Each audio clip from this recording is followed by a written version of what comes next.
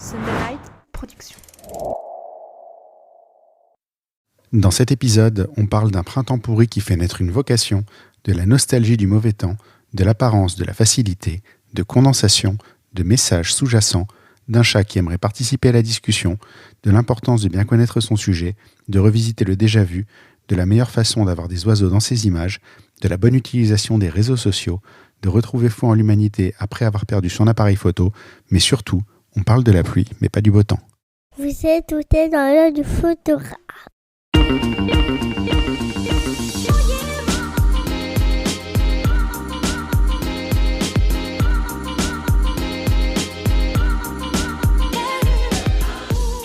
Bienvenue dans ce podcast par un photographe sur un photographe pour les photographes. Je suis Julien Pasternak et aujourd'hui, je vous emmène dans l'œil de Christophe Jacquereau. Bonjour. Faut que je dise bonjour. On va couper la musique d'abord. Ça fait 2 mois que j'ai pas enregistré un épisode. Je sens la rouille qui s'est installée dans l'introduction. Je savais plus où j'étais, je savais plus ce que je devais dire. Heureusement, c'est noté devant moi. Bonjour Christophe. Bonjour. T'as commencé par dire bonjour avant la fin de la musique. Bienvenue. Merci d'avoir accepté l'invitation. Parce que vraiment je suis tombé amoureux de ton travail au moment où je l'ai vu.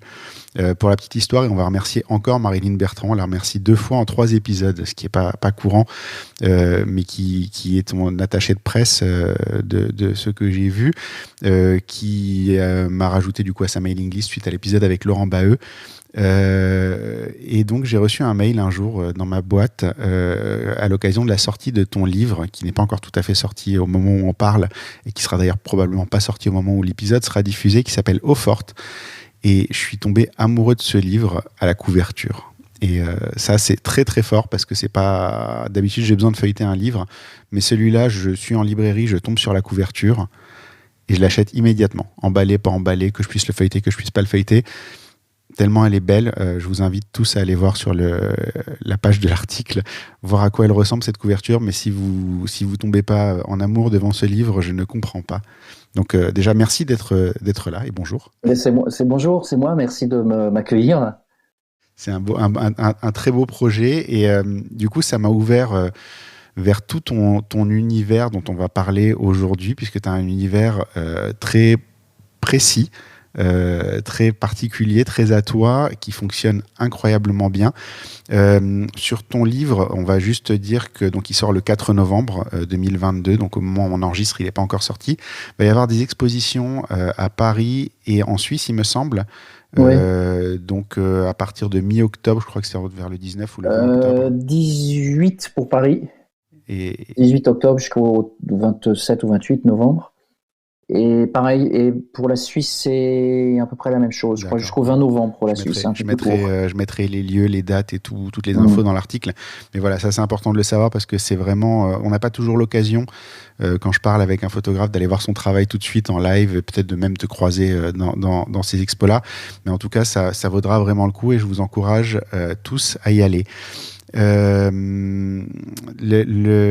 première question que je pose toujours, c'est l'elevator pitch. Je ne sais pas si tu as déjà entendu ce terme. C'est à l'époque de la Silicon Valley, à l'époque de Steve Jobs chez Apple. Il était connu pour faire ça. Tu étais dans l'ascenseur et lui rentrait à côté de toi. Et les portes se ferment, tu es coincé avec lui pendant 3 étages et il te regarde et il fait « Et toi, qu'est-ce que tu fais ?» Et qu'est-ce que tu lui dis si tu te retrouves dans cette situation ? Tu as 3 étages pour dire qui tu es, ce que tu fais. Des photos. Des photos ? Quel genre de photos ? Des photos par mauvais temps. Spécifique. Ouais. Il pleut, il neige, je suis content. T'es très direct comme ça. Ça résume. Tu me dis j'ai 3 étages. Ouais. Donc 3 étages, c'est court. T'as le temps de développer un tout petit peu plus. Il y aurait 60 étages, ça serait presque aussi court parce que les ascenseurs vont très vite. Ouais. Ça dépend des immeubles, pas le mien. Le mien, t'as 20 minutes. Oui, je dirais ça. Je fais des photos, je fais des images qui avant tout me plaît, enfin qui essayent déjà de me plaire à moi. Et puis j'essaye de me renouveler dans cet univers de mauvais temps, on va dire. D'accord, donc c'est vraiment la thématique de ton travail photo. Je cours pas après les tempêtes déchaînées. Ouais. Quoique au Japon, il y en a une là qui est annoncée, qui semble très violente. Bon, de toute façon, c'est trop compliqué d'aller au Japon en ce moment. Ouais. Mais je ne cours pas après les catastrophes. Sauf que je crains que ça va devenir de plus en plus d'actualité. Enfin, on en reparlera, mais c'est tout le problème aussi. On va parler du message derrière. La question que je me posais, la première que je vais poser, je pense que tout le monde se l'est demandé au moment de découvrir cet épisode, c'est pourquoi le mauvais temps. Je vais te dire, ça m'a presque inquiété au départ, en fait, de t'interviewer parce que le mauvais temps, c'est pas un sujet fun. Donc quelque part, je me suis dit, je vais littéralement appeler quelqu'un qui va me parler de mauvais temps, qui est un sujet en plus a priori relativement banal. Enfin, je veux dire, la pluie et le beau temps, c'est le sujet bateau par excellence quand tu discutes avec quelqu'un, tu vois. Au final, toi, tu le rends intéressant, tu le rends même passionnant en fait. Mais pourquoi, qu'est-ce qui t'a amené au mauvais temps et pourquoi tu as choisi ce thème-là? Comme souvent, comme disait, on suit sa pente pourvu qu'elle monte. C'est vraiment, quand je suis revenu à la photo il y a maintenant 13-14 années, j'avais une envie très forte de faire des photos, d'inventer des images, voilà. Et puis je savais pas par quel bout prendre l'histoire, quoi. Je fais quoi? De la photographie de rue. Il y avait une envie forte, mais elle s'exprimait pas via un sujet précis. Donc je lui dis, il faut que je retourne à l'école, voilà, pour me reconstruire des repères par rapport à moi-même, par rapport aux autres, est-ce que je sais faire une photo ou pas, etc. Donc j'ai fait une formation qui durait à l'époque 4 mois, qui s'appelait l'EMI CFD, ils sont toujours là d'ailleurs, plus que jamais, et c'est des formations de photojournalisme, pur et dur. Quand je suis sorti de là, je me suis rendu compte que le photojournalisme pur et dur, même si j'adore ça, mais la façon dont le métier s'organise aujourd'hui, moi, me faisait un peu peur. Et puis surtout, c'est sinistré. Et puis on parle d'il y a 13 à 14 ans, c'était vraiment le moment où ça commençait à vraiment... c'est un métier qui prenait très très cher à l'époque déjà. Et ça, je trouve ça bien triste. Bon, après, c'est les médias audiovisuels aussi qui ont pris le dessus, etc. Bon, c'est un autre sujet. Et le hasard, en fait, il y a une commande qui tombait pour un guide touristique, qui était un guide touristique interactif. Et il y a 13 ans, les iPhones n'existaient pas. Donc ils avaient juste 10 ans, ils avaient juste 7-8 ans d'avance, ces gens-là. Ils ont fait faillite depuis, entre-temps. Et il fallait photographier 600 points à Paris, précis. J'avais une liste. On était donc 6 photographes et on avait chacun 100 photos à faire de tel monument, telle rue, telle fontaine, voilà, tel monument. C'était précis. Et avec une contrainte, il fallait du beau temps. C'était impératif. Il fallait qu'il y ait une ambiance ensoleillée. C'est la carte postale du guide touristique Michelin façon années 60. Qui donne envie, ouais. Et voilà. Et il se trouvait que ce printemps-là, il était un printemps de pourri. C'est un printemps de chiottes. À l'époque, ça existait. C'est ça, on se rend compte, c'est qu'il y a moins de printemps de chiottes que moins de, comme ils étaient pourris, quoi, de nos enfances. Ça n'existe plus, quoi. Et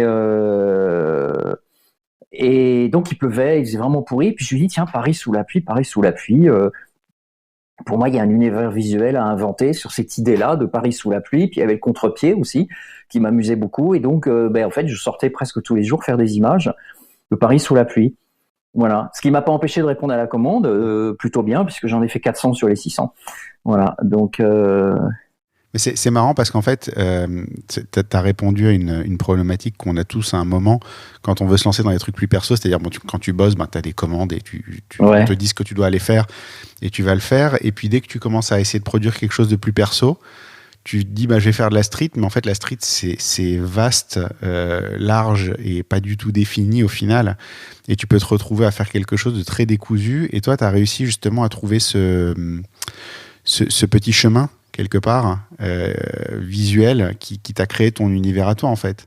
Ce qui est plus difficile, d'ailleurs. Oui, alors, je me suis pas posé la question en ces termes, mais ça revient exactement à ça. Effectivement, faire de la street sans qu'il y ait un fil rouge plus fort, je voyais pas trop le truc. Puis il y en a des milliers de photographes qui font de la street photographie, il y en a des géniaux. J'allais pas faire du sous William Klein, du sous machin, du sous truc. Donc cette histoire de mauvais temps qui m'est tombée dessus comme ça, hein, c'était vraiment une envie, un instinct. Ça m'a attiré. Dès qu'il pleuvait, j'étais heureux, j'étais content. En plus, il y a moins de monde dans les rues. On rentre dans un autre monde. Donc à partir de là, je me suis juste posé la question de voilà, qu'est-ce que je peux faire, inventer comme image quand il pleut. Quelque chose qui va être à toi. Et raconter la pluie à ma façon. Ouais.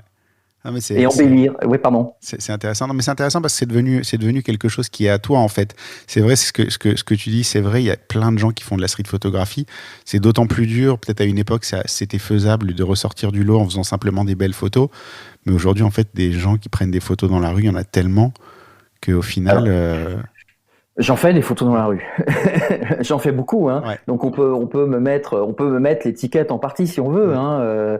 Mais c'est pas le fil conducteur, le fait d'être dans la rue, quoi. Mais par définition, le mauvais temps, c'est à l'extérieur. Ouais. Il y a une vraie cohérence dans ton travail, c'est ça que je veux dire. Peut-être. Merci, j'espère. Merci. Ça se retrouve vraiment. Ouais. Si on parle philosophie photo, la première question de cette partie-là, c'est si tu devais offrir un livre à un photographe, ce serait lequel et pourquoi? C'est une bonne question, tiens. Je pense que ça aurait été Sabine Weiss. Ouais. Mais il y en a d'autres, hein. Peut-être parce qu'elle est morte il n'y a pas longtemps, donc du coup elle me revient plus en mémoire, donc ça biaise un peu la réponse. D'accord. Mais sinon, je t'aurais dit oui, je n'aurais trouvé d'autres. J'aurais dit Todd Ido peut-être aussi pour prendre un gars plus récent. Moi, j'aime beaucoup ce qu'il fait. Mais Sabine Weiss, je sais pas, elle avait une façon tellement naturelle de faire les choses sans se prendre la tête, sans conceptualiser, et elle faisait des images très fortes, très simples en même temps, très touchantes. Ouais, voilà, quoi. Il y avait une espèce elle faisait des photos comme d'autres feraient du vélo, quoi. Ouais. Tout en certainement travaillant, hein. Je dis pas que c'est facile, hein. Mais elle donnait l'illusion de cette facilité que je trouvais assez magique. Et alors que ça l'était peut-être pas, mais quand on l'écoute, il y a eu une longue interview d'elle sur France Culture là il y a pas longtemps. C'est assez étonnant, cette espèce de naturel. Il y en a d'autres qui cultivent leur champ, elle cultive ses images, quoi. C'est rigolo. J'aimais bien ça. C'est rigolo ce que tu viens de dire parce qu'en fait, je dois l'avoir quelque part. Mes notes, elles sont extrêmement longues, donc je ne peux pas retrouver comme ça la référence. Mais à un moment, je crois que j'ai noté que ce que tu fais, ça a l'air facile, mais que je suis sûr qu'en fait, tu produis des tonnes et des tonnes de choses qu'on voit pas et qu'en fait, ça doit pas être si simple que ça. Alors, ça dépend des images. Dans certains cas, j'ai beaucoup de déchets, effectivement, parce que j'attends le moment parfait. On en parlera peut-être, mais j'ai deux façons de faire. Soit je trouve un cadre, je trouve mon cadre, voilà, et je fais en sorte que dans ce cadre, il y ait un événement récurrent, et je reste une demi-heure, une heure. Et je déclenche à chaque fois qu'il se passe quelque chose d'intéressant, voilà. Et puis je m'arrête quand je sens que j'ai peut-être une image vraiment bien, quoi. Voilà. La couverture, elle a été faite de cette manière-là. Hein, c'est un coup de bol incroyable que cette dame soit passée, parce qu'il y a personne. Hein. Ouais. C'est complètement désert cet endroit, surtout à ce moment-là, quoi. Ouais. Voilà, mais ça, c'est les petits miracles que parfois on provoque. Hein. Ça, j'adore ça. Mais c'est le plus important. Je suis en train de la reprendre. Ouais. La couverture, parce qu'elle est vraiment magnifique. On va parler un petit peu de ça un petit peu plus loin. La deuxième question de la philosophie photo, c'est les deux questions que je pose à tout le monde. C'est qu'est-ce qui te fait déclencher? C'est une bonne question. L'instinct. L'instinct. Le moment où je sens qu'il faut que j'appuie. D'accord. Et parfois, on appuie bêtement. C'est vrai qu'en numérique, malgré tout, on a tendance à appuyer plus facilement qu'en argentique. Parce qu'en argentique, il faut changer le rouleau, ça peut être galère suivant les conditions dans lesquelles on est. En numérique, on n'est pas une photo près. Mais je déteste appuyer inutilement. Je déteste ça. J'ai remarqué ça. Le numérique a influencé ma façon de faire de l'argentique. Et des fois, je réfléchis trop, en fait. Ça m'a presque pourri l'expérience de l'argentique, alors qu'en fait, c'est une expérience extraordinaire. C'est tellement chouette. Ce mouvement d'avancer ton film et de ce clac et tous ces bruits là, ça me manque des fois, mais c'est vrai que le numérique a un peu tué cette expérience là, quoi. Alors, oui, moi je comprends. Alors moi je suis moins fétichiste de ça parce que quand je me suis remis à la photo, donc il y a maintenant 12-13 ans, le numérique arrivait. Ouais. Sauf qu'à l'époque le numérique c'était atroce. Ouais. C'était atroce. C'était une vraie régression. Et la formation qu'on faisait, on la faisait en argentique, impératif. Et ça, je lui avais raison. Et puis, entre-temps, le numérique s'est perfectionné. Comme souvent, c'est l'arrivée de boîtiers qui changent, qui influent vachement. Comme le Leica est arrivé, il a presque créé une génération de photographes. là-dessus, à moindre échelle, mais il y a le 5D par exemple chez Canon, pour pas les citer, qui est arrivé, qui était le premier appareil où on se rapprochait un petit peu de l'argentique et on avait une image intéressante et on réinventait quelque chose, quoi. Mais l'approche, on travaille pas de la même façon numérique. Hein. Ouais, non, pas du tout. Même simplement déjà en argentique, tu fais attention à tes ombres, en numérique, tu fais attention à tes hautes lumières. Déjà de base, la problématique est inversée au démarrage. Donc c'est vrai que c'est une gymnastique un peu différente, quoi. Dans le fond, le travail est le même. Hein. C'est une recherche d'image. Dans le fond, le travail est le même. C'est juste l'approche technique qui diffère un peu, quoi. Et pour moi, c'est aussi un confort, le numérique, parce que quand on est dans une tempête de neige ou sous une pluie battante, il y a les problèmes de condensation, etc. Si on change de pièces, enfin, il y a 1000 problèmes qui se posent. Donc, ne pas avoir changé de pellicule, c'est juste génial, quoi. C'est clair. C'est génial. Et comme maintenant, en numérique, on a des rendus, si on sait l'utiliser, on peut avoir des rendus supérieurs à l'argentique, du moins 24-36. Pourquoi il ne faut pas se gêner, quoi. Non, mais en plus, tu visualises directement ce que tu as fait, effectivement. Dans tes conditions à toi, je pense que ça doit être un vrai confort de savoir tout de suite ce que tu as sous la main au lieu d'attendre de découvrir, d'être rentré chez toi et de te rendre compte que finalement, ta photo que tu as fait à New York, elle n'était pas tout à fait comme tu aurais voulu qu'elle soit. Il y a quand même toujours, même s'il y a, effectivement, on a le petit écran derrière, il y a quand même toujours ce petit frisson, parce que quand je rentre le soir, et que je mets sur l'ordi, l'air de rien, quand l'image s'affiche en grand, c'est vraiment autre chose. Et là, je me rends compte si c'est bien ou si c'est pas bien, ou s'il y a un défaut technique que j'ai pas vu, même simplement il n'y a pas le point. On voit pas forcément petit, quoi.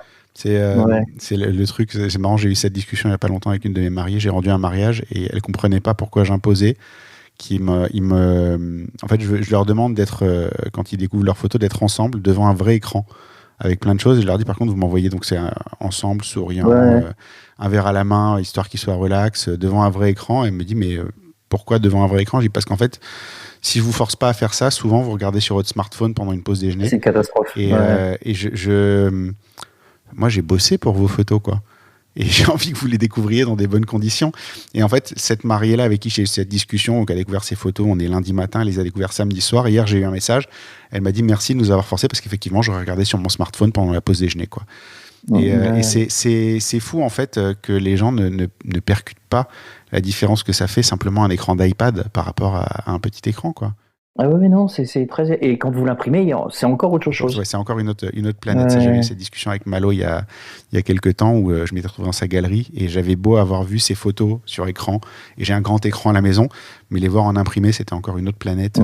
C'est autre chose encore. Donc on part sur la partie philosophie photo pure de l'épisode. Déjà, je voudrais qu'on parle du thème de ton livre. À la base, c'est un thème qu'on est censé éviter dans la conversation. J'ai noté, j'ai pas envie de te cantonner au rôle de photographe de mauvais temps, mais c'est au final ce que tu mets le plus en avant, en fait. D'ailleurs, c'est tout ce que tu montres de ton travail. Finalement, j'ai pas trouvé grand chose d'autre. Si, je me trompe. Il y a des choses, mais je les ai pas montrées. Oui, je veux dire, ça existe, mais quand on te cherche, clairement, on tombe essentiellement sur ça. Ah ben oui, parce que c'est que ça que je publie, en fait. D'accord. Je l'ai dit en intro, j'ai reçu Laurent Baheux il n'y a pas longtemps, et lui il partage son amour et son inquiétude pour les animaux. Je comprends en filigrane que toi tu t'inquiètes probablement pour le climat et que c'est un sujet qui t'intéresse, et que quelque part t'emballes ton message assez discrètement dans un bel objet, mais il y a toujours le message sous-jacent de ça. C'est-à-dire que moi, quand j'ai commencé à faire de la photo, on parlait pas trop du climat, enfin pas de la façon d'aujourd'hui, donc c'était pas vraiment un sujet aussi intense qu'il ne l'est aujourd'hui. Donc ça m'a rattrapé. Parce qu'en fait, c'est comme je disais tout à l'heure, c'est le versant catastrophe qui prend de plus en plus d'importance. Ouais. Et j'en sais quelque chose, puisque nous, on a eu un incendie qui a menacé la maison cet été, au mois d'août. On a eu très peur. On a dû évacuer. On a plus ou moins dû évacuer. Donc là, ça m'a mis très en colère, parce que je me rends compte que on fout rien sur ce sujet, quoi. Aucune mesure vraiment sérieuse n'est prise. On change pas de modèle. On n'y arrive pas. On enchaîne des mesurettes, mais quand j'entends les ministres qui se contredisent en plus, et l'autre qui veut sauver le tourisme, donc on n'éteint pas la Tour Eiffel à 23h, je dis mon Dieu, on en est que là, c'est tragique quoi. C'est tragique. Quand je vais dans un supermarché, ça me rend malade parce que le supermarché, c'est des tonnes de CO2 partout, tous ces emballages plastiques, la moitié de cette bouffe qui vient de l'autre bout de la planète ou élevée avec des produits qui viennent de l'autre bout de la planète. Donc il y a un boulot colossal à faire. Pas seulement au niveau des avions, hein. Les routes, voilà, ici j'ai une gare à 4 km, mais il y a 2 trains par jour, donc je les prends pas parce qu'ils sont à des horaires merdiques. Et tout est comme ça, quoi. Et là, je vois rien. C'est le chat qui fait des bêtises. Et je vois rien, je le virai. Et je vois rien qui va dans le bon sens, quoi. Pas grand-chose. Hein. Bon, mais moi j'ai toujours cet amour du mauvais temps au sens simple du terme. Aujourd'hui il fait mauvais. Ah non, on va pas en montagne parce qu'il fait. Enfin, le mauvais temps de notre enfance, j'ai envie de dire, quoi. Quand vous êtes dans la voiture, puis vous avez 200 km à faire sous une pluie battante, ou cette pluie mélancolique, ou voilà, tout cet univers qui est énormément utilisé au cinéma. Quand un metteur en scène fait pleuvoir dans une scène, c'est pas par hasard. J'allais venir justement. Parfois, il le fait pas parce qu'il n'a pas le budget, mais. J'allais venir au mauvais temps de notre enfance parce que tu m'as fait prendre conscience de quelque chose. Moi, quand j'étais gosse, j'habitais en Lorraine, j'habitais à Metz, et je voyais beaucoup de neige l'hiver. Ouais. Et un jour, j'ai réalisé que ça faisait très longtemps que j'avais pas vu de neige l'hiver hors vacances. Et c'est peut-être pour ça que tes photos me parlent en fait beaucoup quelque part. J'ai l'impression de faire. Oui, pardon. Ce côté. Enfin, peut-être ça réveille une nostalgie, je sais pas, mais c'est vrai que j'ai l'impression que c'est quelque chose. On va parler du côté intemporel beaucoup plus loin dans l'épisode de tes photos, mais c'est quelque chose que moi j'ai l'impression d'avoir vécu et que peut-être je retrouve plus récemment. Je sais pas si c'est. Si, c'est un peu l'idée d'ailleurs. C'est un peu l'idée. C'est ce que beaucoup de gens disent. Hein. Ils retrouvent plus quand on discute avec les agriculteurs, tous les gens qui vivent qui sont climato-dépendants, on va dire. Ils le disent tous. Hein. Tous, notamment évidemment les agriculteurs, que ça change. Voilà, donc on s'éloigne de ces souvenirs-là qui nous ont tous fabriqués. Hein, donc c'est ça, oui, ça m'intéresse, ce sillon-là m'intéresse. Si quelque part il y a un côté livre de souvenirs, moi ça me plaît beaucoup, quoi. Ouais. Non, et là, ça devient un peu de l'archéologie, mais c'est tragique quelque part. Mais en tout cas, c'est peu. Enfin, les images de neige, il y en a pas en France. J'ai pas l'impression qu'il y en ait. Si, il y en a dans le livre. Il y en a. Il y en a. Il y a une double page qui est dans le Vercors, les routes qui sillonnent comme ça, qui est très belle. Il y a plusieurs. Je les ai pas en tête, mais il y en a au moins 5-6. D'accord, mais c'est peu par rapport au fait que tu habites en France, en fait. Alors, en fait. Avant, je faisais peu de photos en France. Et puis sont arrivés les confinements. Donc là, j'ai pas eu le choix. Je dis tiens, super, je vais me concentrer sur la France. D'accord. Voilà. Donc je suis un peu sorti. Le premier hiver, l'hiver 2021, si je dis pas de bêtises, a été assez neigeux. Donc ça tombait très bien pour moi parce qu'on pouvait pas quitter la France. Hein, voilà. Donc je suis allé. J'ai beaucoup rayonné autour de chez moi, tout simplement. La Drôme. Les Alpes, pas très loin, l'Oisans, l'Ardèche, le Cantal, et je compte y retourner d'ailleurs. Hein. Le Cantal, etc. Donc il y a quelques photos. Hein. Au départ, tu allais chercher très loin ce que tu n'avais pas forcément réalisé que tu avais sous la main. Oui, il y avait une envie d'aller loin, ça c'est vrai, d'aller chercher surtout dans d'autres pays, d'autres cultures, d'autres univers visuels. Voilà. Et c'est vrai que les confinements m'ont ramené en France et c'est très bien. Mais le problème, c'est qu'il pleut plus justement en France, donc je suis un peu dans la merde, quoi. Justement, mais c'est justement ça qui est surprenant et intéressant aussi, c'est que tu vois, c'est une conversation que j'avais eue. Je sais plus avec qui je parlais du fait de voyager ou pas voyager, de trouver les trucs au coin de sa rue finalement, au lieu d'aller chercher l'exotisme loin. Alors, pardon, excuse-moi, je te coupe. Je suis allé à l'étranger parce que je suis allé dans des pays qui vivent avec la neige 4-5 mois par an. D'accord. Intensément, comme l'Islande, un peu le Canada et les pays du Nord, le Groenland, ces pays-là. Oui. Nous, on n'est pas un pays de neige, fondamentalement. Il y a quelques épisodes neigeux l'hiver, il y en avait plus avant, je suis d'accord. Mais globalement, on n'est pas un pays qui avons sauf région montagneuse, mais on n'est pas un pays qui avons une culture de neige. Comme c'est le cas du Groenland, de l'Islande et d'autres. Et c'est ça qui m'intéresse, ou d'Hokkaido au Japon, par exemple. C'est ça qui m'intéressait et qui m'intéresse encore. Mais du coup, ouais, tu as réalisé que tu pouvais quand même trouver des choses assez correspondantes pas loin de chez toi, quoi. Donc oui, il y a des épisodes de mauvais temps ici et de méditerranéen, ça, Ouais. j'y suis allé deux, trois fois déjà, et de neige. Mais c'est plus rare maintenant la neige ici. Ouais, c'est clair. Ouais. Est-ce que du coup, il faut il faut avoir un message à faire passer pour faire de belles photos? Pardon? Est-ce qu'il faut avoir un message à faire passer du coup pour faire de belles photos?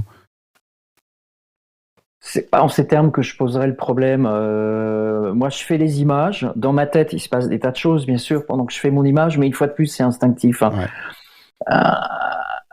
C'est une fois qu'on a fait l'image, c'est-à-dire quand on appuie, c'est instinctif, même s'il y a une réflexion, il y a une démarche, j'ai envie de dire presque technique quand on fait la photo, Ouais. où je me mets, comment je cadre, est-ce que j'attends là, est-ce que je me mets là, je vais attendre là, c'est pas intéressant, je vais plutôt prendre ce. Bon, il y a des choix, on fait tout le temps des choix, des choix, Ouais. des choix, des choix. Voilà, c'est des choix. D'accord. Donc, qui répondent à un instinct, qui répondent à quelque chose. Et c'est une fois qu'on a l'image, que moi j'ai mon image sur l'écran, je la juge et que je me dis oui, elle rentre dans cette espèce de, comment dirais-je, de corpus un peu émotionnel que j'ai envie de développer, quoi, sur le D'accord. mauvais temps. Donc c'est presque au tri que tu choisis cette partie-là en fait. Les Plus deux. qu'au moment de C'est la à la photo, prise de ouais. vue Ouais. aussi. Oui, parce qu'il y a toujours Il y a un des bout de endroits truc. très précis où je veux aller. Par exemple, pour l'hiver qui arrive, il y a des endroits précis où j'ai vraiment l'intention d'aller, quoi. En Suisse, en France, voilà. Je me suis posé une question sur la partie esthétique de la photo, la construction graphique. Est-ce que les conditions extrêmes, au final, facilitent pas la photo dans le sens où, déjà, on parle souvent de se mettre des contraintes pour tirer le meilleur de soi-même. Par exemple, quand on te dit tu prends une focale et tu y restes, toi, du coup, te mettre dans certaines contraintes météo. Est-ce que finalement ça aide pas à faire la photo? Est-ce que je sais pas, quand tu es dans la neige par exemple et que ton arrière-plan forcément est plus clair et que quand tu as quelqu'un qui passe ça contraste, est-ce que ça aide à mettre en valeur le sujet ou pas? Ou est-ce que c'est pas quelque chose auquel tu as réfléchi en amont? En fait, il y a la pluie et la neige, c'est vraiment deux choses différentes et elles s'abordent vraiment différemment. Enfin, moi, je pense, je les aborde très différemment, techniquement en tout cas, puisque c'est souvent une bagarre technique aussi un petit peu, Ouais. hein, en fait, ces prises de vue. Donc, la neige, il y a déjà au niveau du sujet, il y a une facilité avec laquelle il faut se battre, c'est l'arbre au milieu du champ désert. Bon, voilà, il faut aller au-delà de ça, essayer du moins. Après, c'est des contraintes techniques, c'est-à-dire que donc déjà il faut protéger l'appareil photo. Ouais. Il y a les contraintes d'humidité, qui fait qu'on peut avoir de la condensation si vous êtes dans le froid dehors il neige et vous rentrez dans une pièce chauffée, on peut se retrouver avec une condensation, ça condense instantanément. À l'inverse, dans les pays tropicaux, vous êtes dans votre hôtel climatisé à 19 degrés. C'est un peu plus sec, vous sortez dehors, 90% de taux d'humidité, buée instantanée. Là, l'appareil, c'est fini, ça va condenser à l'intérieur même de l'objectif. Donc, on se bagarre avec ça aussi, hein. Donc, il faut tenir compte de ça. Après, quand il pleut, on en prend partout, ça dégouline, donc il faut bien protéger l'appareil, mais quand c'est des pluies intenses, on voit rien, c'est vraiment galère, quoi. C'est vraiment difficile. Faut aller les arracher, les images, j'ai envie de dire, quoi. Sous la pluie. Sous la neige, c'est un peu plus facile parce que la neige, c'est quand il fait froid, c'est sec, ça se dépose doucement, c'est moins, comment dirais-je, c'est plus facile à gérer, quoi. Après, il y a le déplacement, il y a aller dans tel endroit. Il y a des il y a des trucs entre guillemets qui reviennent de temps en temps, genre par exemple sur de la neige, te dire là c'est blanc, le fond est blanc, je vais faire une silhouette ou des choses comme ça t'aide à composer ça ou pas? Ou c'est pas des trucs sur lesquels tu reviens parce qu'on peut vite tomber dans des habitudes aussi. Oui, complètement. En fait, je cherche plutôt un endroit qui m'inspire. C'est aussi bête que ça. Hein. J'ai envie de reprendre la phrase de Todido qui disait « Moi, je prends ma voiture et je roule ». Quand on lui posait la question. Et moi, je vais dans un endroit, par exemple, là, pour prendre un cas précis, mon rêve, c'est de dormir dans le décor. Ouais. Voilà, par exemple, là, j'étais aux îles Féroé il y a un an. Et je suis retourné dans un village que j'adore. À l'époque, la première fois que je suis allé, j'avais pas pu dormir dans ce village. Il n'y avait pas d'hébergement disponible, il y avait pas. Et là, ce coup-ci, il y en avait. C'était un port de prix, mais j'en ai trouvé un acceptable, en plein cœur. Et ça, c'était fabuleux parce que à toute heure du jour ou la nuit, presque, ça me coûtait juste même pas 40 secondes pour aller sur les axes que j'avais un peu repérés, quoi. Et ça, mais c'est pas toujours possible. C'est hélas, voilà. Mais ça, c'est l'idéal pour moi. D'accord. Et j'ai sorti 3-4 photos intéressantes de cet endroit, quoi. Dont le mouton qui marche la nuit, qu'on voit dans le livre. On en parlera peut-être après de cette photo. Il y a une chose sur le même thème et dans la suite logique de ça dont je voulais qu'on parle. C'est que on parle de météo, mais même si c'est le lien entre toutes les photos, ça prend pas le dessus sur ton sujet. Ça, j'ai trouvé ça très fort, en fait. Je pense que c'est ce qui fait la force de ton travail. C'est qu'il y a un lien, mais le lien n'est pas la photo. Et ce qui constitue le lien, qui est la météo, en fait, est un élément de la photo, mais par contre, chaque photo reste sur son sujet.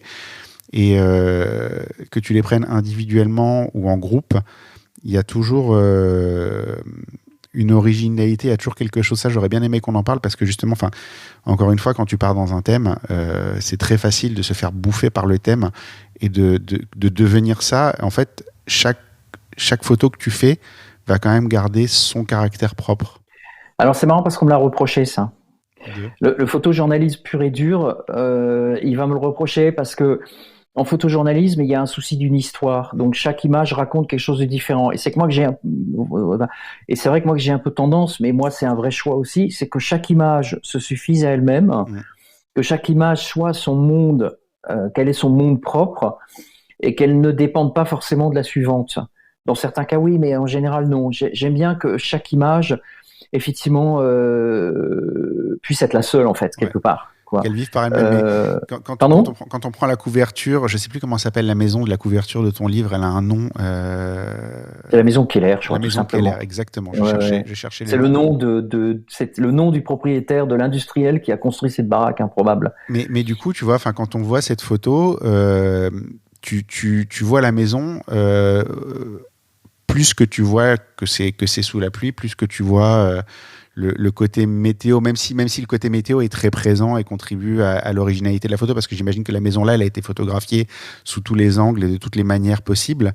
Mais il y a un équilibre, en fait. C'est assez surprenant. Elle est pas si facile que ça à prendre cette photo parce qu'il n'y a pas tant d'angles. Cette maison, il n'y a pas tant d'angles que ça parce que il y a une espèce de grosse nationale qui passe juste à côté.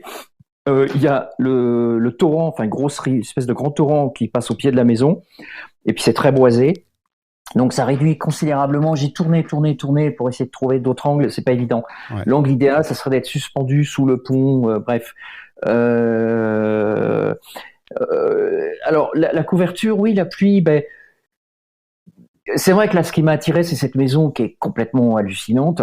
Moi, cette maison, en fait, quand j'étais gamin, mon père habitait Grenoble, et quand on allait en montagne, on passait par là. Hein, voilà.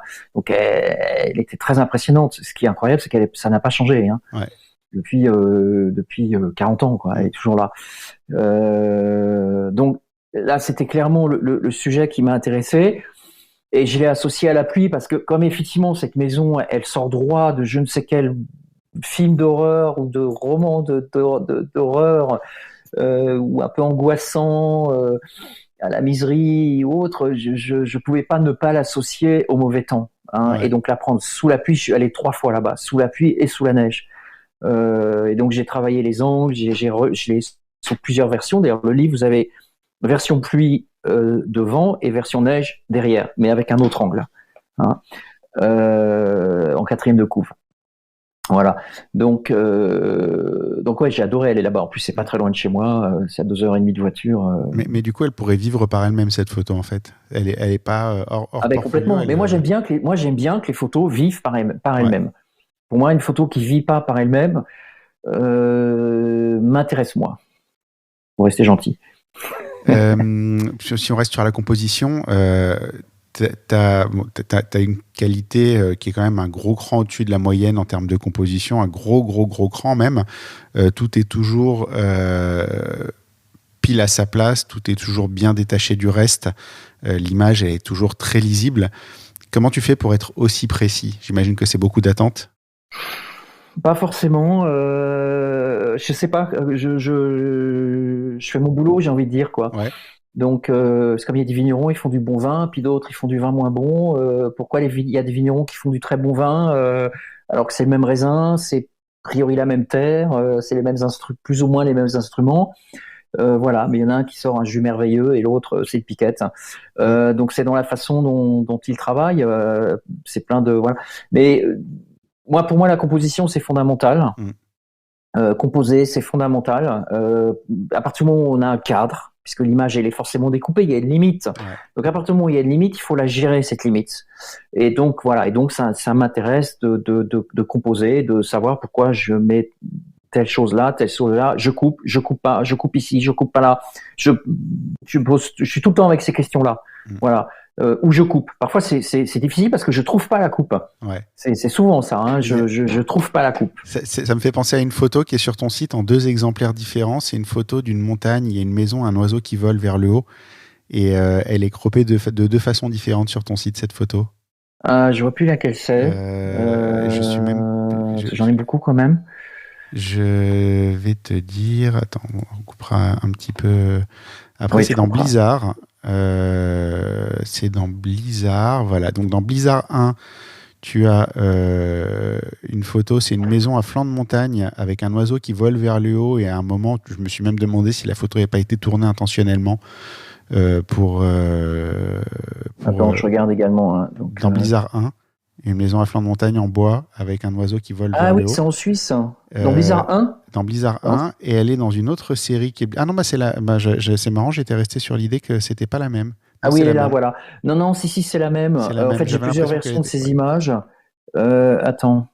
Il y en a peut-être une deuxième quelque part, mais j'étais resté sur... Non, mais j'ai peut-être viré entre-temps, parce que... non, c'est la même qui revient 2 fois, d'ailleurs, il faut que je l'enlève. Il y en a une deux, c'est une erreur sur mon site. Elle est 2 fois, mais je crois qu'à un moment... Non, c'est la même. J'ai peut-être eu l'impression d'avoir une version un peu plus croppée que l'autre. C'est possible. Oui, il faut que je regarderai ça, mais c'est une erreur qui est 2 fois... a priori, c'est 2 fois la même. D'accord. Donc il faut que j'en enlève une des 2.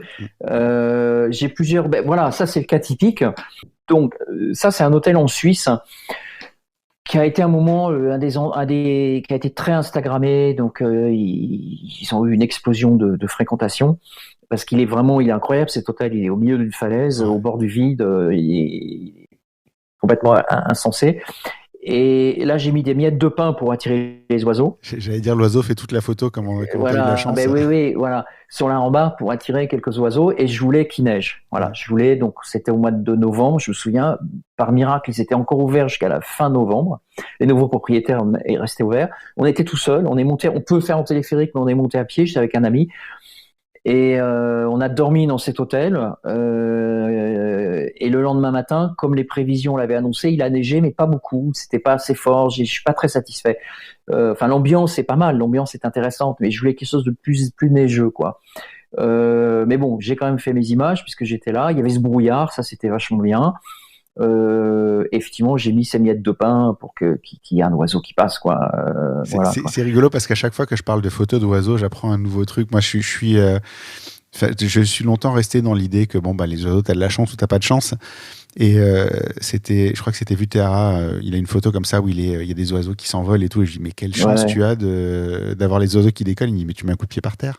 Et quand ils sont posés, oui. Ouais. Mais là, ils s'étaient pas posés. Il faut les attirer. Je suis resté dans cette espèce d'état d'esprit que t'as de la chance ou t'as pas de chance, et c'est ce qui se passe. Et en fait, c'est vrai que, surtout avec les animaux, tu peux provoquer beaucoup de choses, finalement, et que t'y penses pas forcément parce que t'as cette espèce de trop d'honnêteté, tu vois, de te dire il faut absolument être un puriste, machin. Et en fait, en vrai, tu peux tout à fait provoquer certaines choses, quoi. Mais moi, bien sûr, mais moi, je fais pas d'information, donc je m'en fous je m'en fous de l'honnêteté. Et puis il y a un côté, il y a toujours cette espèce de religion de l'instantané où on n'a pas entre guillemets pas triché. Mais c'est ça, parce que c'est ce que tu vois. En fait, t'as l'impression que tu vois le truc extraordinaire. Moi, je sais que toutes les photos que j'ai d'oiseaux jusqu'à la fin de l'an dernier, c'est que des photos de hasard, et c'est que depuis cette année que je commence à provoquer ce genre de choses. Mais c'est rigolo, tu vois, de penser, parce que tout le monde laisse penser aussi ça, que t'as eu de la chance, t'as eu un coup de chance incroyable. Alors, sur les oiseaux, parce qu'effectivement j'ai beaucoup d'images avec les oiseaux. Ça marche pas à tous les coups, les miettes de pain. Et puis il y a beaucoup d'endroits où la miette de pain c'est pas possible parce qu'on a envie qu'il passe à un endroit où on peut pas mettre de miettes de pain. J'ai une autre photo qui est dans Blizzard où on a un point de vue de haut, il y a une toute petite chapelle sur une espèce de piton rocheux dans un cadre incroyable, il neige, et là il y a toute une nuée d'oiseaux dans le ciel. Ouais. Alors ça c'était différent. Moi je me souviens, ça a été difficile. J'étais donc perché sur la montagne d'en face avec mon cadre. Il neigeait, il faisait froid. Enfin, il neigeait, c'était une neige humide, c'était pénible. Et en plus, l'endroit où j'étais était un peu casse-gueule parce qu'il y avait pas loin le vide, quoi. Hein. C'était un peu casse-gueule. Et il y avait ces oiseaux qui étaient là. Il y avait cette nuée de corbeaux qui étaient pas loin derrière moi. Ils étaient là, comme souvent, voilà. Et sauf qu'ils passaient pas où je voulais, quoi. Et donc mentalement, j'ai dit, mais putain, mais s'il vous plaît, passez dans mon image, ça serait bien, quoi. Et ils passaient pas, donc je suis resté au moins 3/4 d'heure à attendre et subitement, ils ont dû en avoir marre de me voir ici, dans leur univers à eux, et ils ont décidé de passer. Et alors là, ils sont passés, ils m'ont offert ce que je voulais, quoi. Ils ont fait plusieurs passages, genre, bon, allez, fais ta photo, et tu te casses. Ouais. Et c'est ce qui s'est passé. Donc on a quand même quelquefois de la chance. Enfin, de la chance, faut aller la chercher quand même. Mais c'est vrai qu'il y a toujours cette image. T'as des trucs comme ça que t'as dans la tête où t'as l'impression qu'il faut être absolument inflexible et te plier au bon vouloir de la nature, et qu'en fait, en vrai, tu peux provoquer beaucoup de choses. Et ça pèse lourd sur la qualité de la photo à la fin. Ouais, mais en Écosse, par exemple, j'avais trouvé un cimetière incroyable qui était au bord d'une plage avec des vieilles tombes centenaires, toutes de travers, avec il y avait un vieux tombeau, il y avait un bout de ruine, il y avait comment on appelle ça, de la mousse partout. C'était vraiment un cimetière à la Harry Potter extraordinaire, dans un cadre rêve. La météo était pas vraiment ce que je voulais. Je lui dis, je vais quand même essayer quelque chose, et donc j'ai mis des tas de miettes de pain auprès d'une tombe dans l'espoir. Et là, il n'y a rien eu à faire. Ils venaient pas, ces foutus oiseaux. Hein.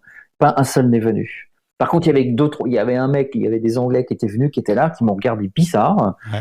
Ils m'ont dit, mais qu'est-ce qu'il fait avec son truc? Puis ils sont propres, les Anglais, plus que nous.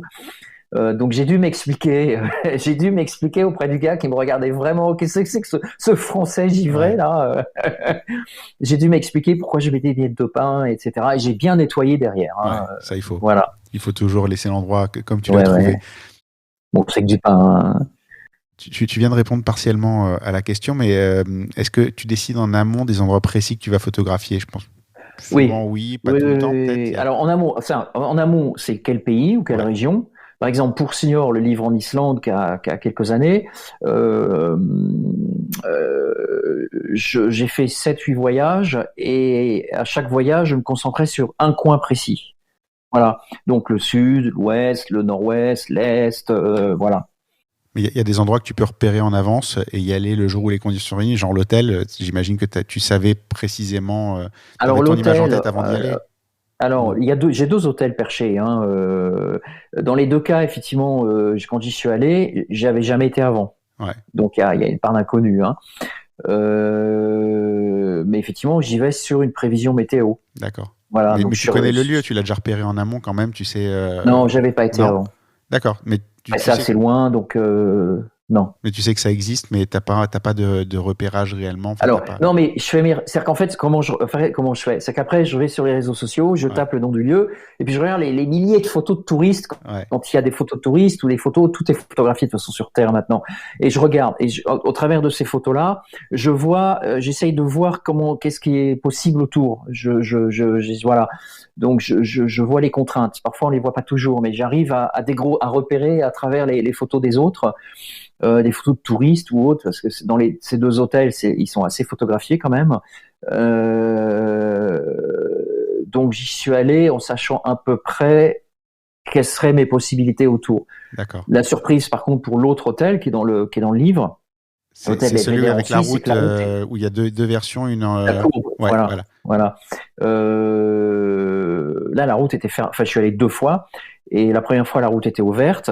Et je suis allé sur des prévisions. Donc, c'est 2400 mètres d'altitude, 2002, pardon. Donc, il fallait que, sachant que la route ferme l'hiver. Après, c'est fini. Donc, quand il y a 1 mètre de neige et que la route, elle est fermée 18 km plus bas.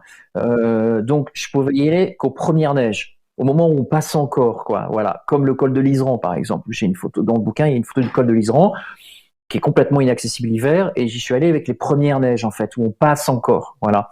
Et la Suisse, donc, ça a été le cas sur une première fois, puis j'y suis retourné au mois de novembre, et là, la route avait fermé entre-temps. Et donc là, j'ai fait un truc qui est pas bien, c'est que je devrais pas le dire, bon, ça va, j'ai soulevé la barrière pour pouvoir monter quand même. Ouais. Et je suis tombé sur les gars de l'équipement avec qui j'ai dû négocier, serrer, pour qu'ils me laissent monter.